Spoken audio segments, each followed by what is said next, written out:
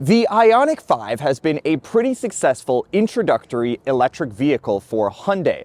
The brand sold 44,000 units in 2024, which compared to Honda Prolog's 33,000 sales and Toyota BZ4X's 18,500 sales over the same period, is pretty successful.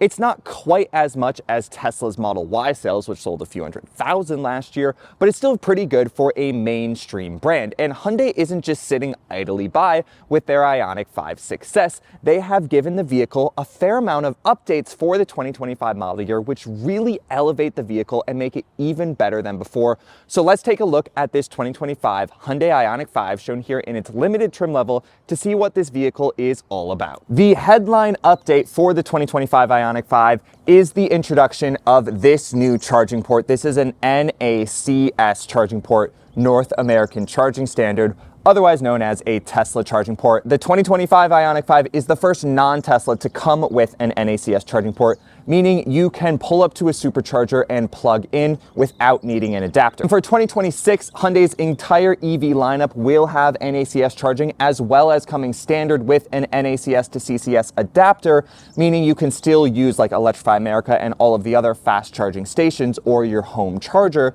without needing to buy an adapter because your car will come with one. So that is a nice feature as well. And an arguably even bigger update that kind of gets overshadowed by that new charging port is the fact that every single 2025 IONIQ 5 now comes with a bigger battery pack. These standard range models now use a 63 kilowatt hour pack, up from 58 kilowatt hours, and the long range models now use an 84 kilowatt hour pack, up from a 77 kilowatt hour pack on the 2024 models. That means that the rear wheel drive extended range models, which are the longest range IONIQ 5s, will go 318 miles per charge, while the all wheel drive models, like this particular one, go closer to 270 miles. And I think you're very easily going to be able to achieve those range figures. When I got into this vehicle, this all wheel drive model, it had about 92% state of charge, and it was saying it could go over 300 miles. So if you drive conservatively, you'll definitely be able to eke out a lot of these slightly larger battery packs. And we are just getting started with all of the changes for these 2025 IONIQ 5s. There are slightly redesigned bumpers that are just a bit smoother and sleeker than before. There are new wheel designs, and as you can tell with this one, aerodynamics is definitely in mind. There is now a rear wiper, which apparently is a much missed feature on pre-refresh IONIQ 5s.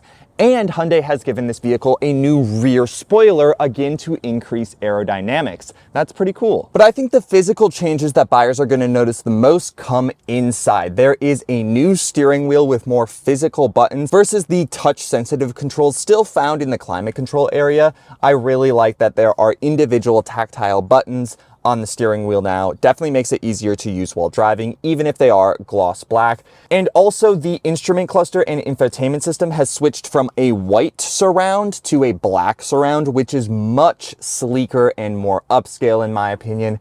And the software itself has switched from a white theme to a black theme. Definitely makes this car feel a bit more premium. I'm a big fan of that. And those two changes really do help elevate the driving experience just a little bit over the pre-refresh IONIQ 5s. This new steering wheel also features Hyundai's Pixel design in the center. So there's no logo on the center of the steering wheel, just 4 lights, and they will turn red when you put the car into reverse and then back blue when you switch out of reverse. Very, very easy to use cabin. Again, I wish the climate controls did have actual physical buttons, but I do like that it is separate from the main infotainment system. We have wireless Apple CarPlay and Android Auto, a nice wireless charging pad that is raised up so that your phone actually can charge if you have a camera hump like all modern phones do, and it's very grippy as well. 2 cup holders. We have a USB outlet down there, another USB outlet over here, and a 12-volt socket as well. Lots of storage as well. A nice panoramic glass roof. Everything, this car has everything. Heated ventilated seats, heated steering wheel. This is the limited model with all the bells and whistles. And Hyundai really does incorporate everything you would need. Climbing into the second row of the 2025 Hyundai IONIQ 5, you know, these vehicles are deceptively small on the outside. Hyundai kind of designed this vehicle to look more like a hatchback, even though it is kind of a large vehicle. You know, parking this vehicle next to something like a RAV4 or a CR-V, it's not that much smaller on the outside, but it has very similar interior cargo capacity because it is, you know, an EV and you can package it a bit more efficiently. So me at 6'2", sitting behind my ideal driving position, plenty of knee room. Headroom isn't quite as good as something like a RAV4. My hair is brushing up against the headliner, but I do fit. We can appreciate this panoramic glass roof. We also have nice features like peasant blockers, 2-level heated seats, as well, dual USB-C charging outlets. If I fold down this center armrest, it reveals a pair of cup holders, mat pockets on the seat backs as well. Yeah, very, very spacious and comfortable here in the second row of the IONIQ 5. These are very usable vehicles. Interestingly though, the center console on this particular limited model comes really far back into this rear seat area. So if you are gonna have 3 abreast and someone's sitting in the middle, they're really gonna have to straddle this center console. There's not as much, you know, middle seat foot room because you're gonna have to put your feet on either side of this center console.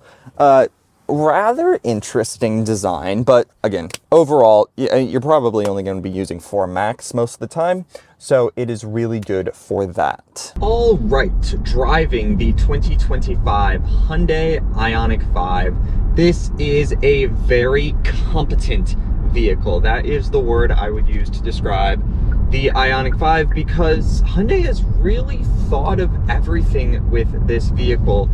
As I mentioned, this updated interior is very user-friendly with more physical buttons on the steering wheel. This is also one of the only new vehicles I can think of that actually has a tuning knob, not just a volume knob, which some OEMs are taking away, but also a tuning knob. That's pretty cool to see. And everything is just so easy to use while driving. I have my drive mode selector right on the steering wheel as well, so I can switch into sport mode and get a little zippy with it. And I love how your range updates automatically when you cycle between the drive modes. So that's super helpful. And also it's very interesting that Hyundai actually changes the throttle mapping in each drive mode. So as you cycle through, going from sport mode to eco mode to normal mode, where your foot is, if you keep your foot in the same place in each of those different drive modes, the car will actually speed up or slow down based on which mode you're changing into, which is rather unique. But so that's really nice. And then there's just the driving dynamics of this car, which are so easy. You know, EV powertrains are the most refined powertrains out there. You can't make an engine that is as smooth as an electric motor because there are no vibrations. You get power instantly. There's no transmission. And so when you accelerate in the IONIQ 5, it's just effortless. The suspension is also relatively pretty compliant.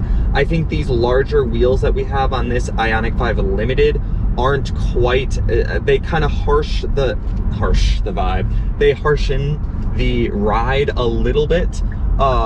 Versus I have driven the IONIQ 5s or IONIQ 6s that are lower trim levels and they have thicker sidewall tires. That helps the ride a little bit, but overall very comfortable. The seats are supportive and it is so very quiet in here. We are driving at 60 miles an hour on a pretty windy day and it's really hushed in this cabin. I am very impressed.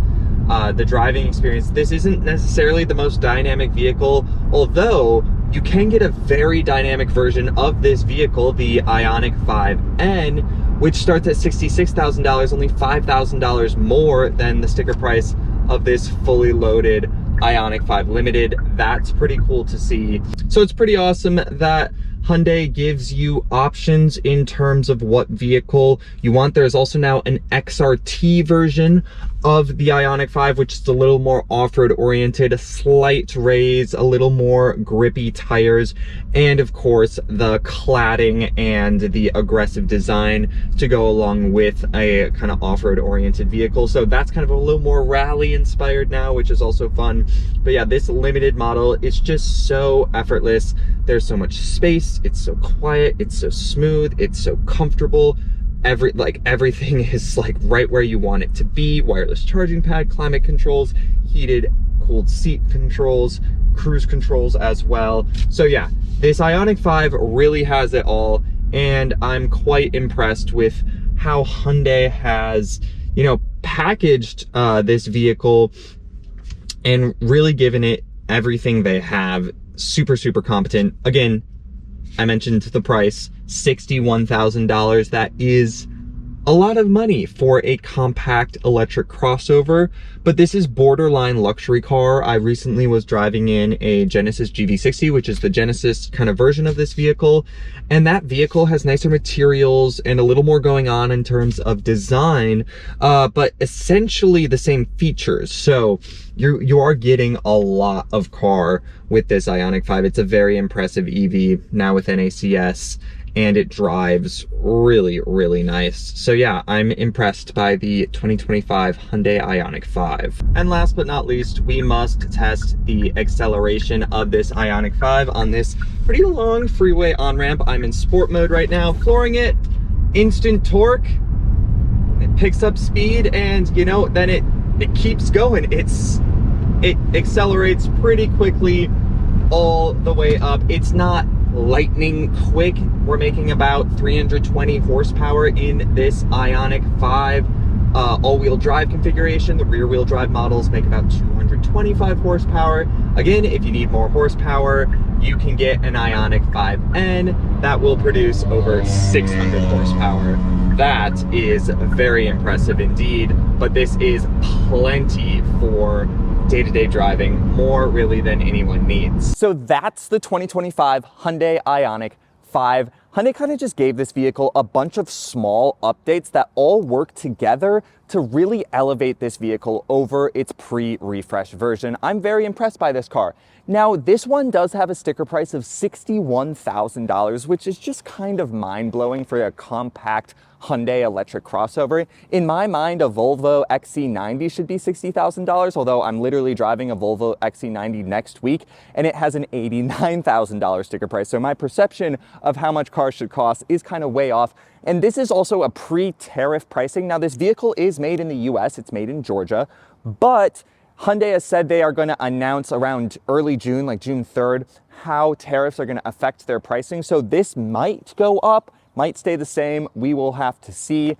This car starts around $43,000. So I think I would go for a slightly less equipped version of this vehicle, because you're still getting great range and most of the great features of this vehicle just for a little less.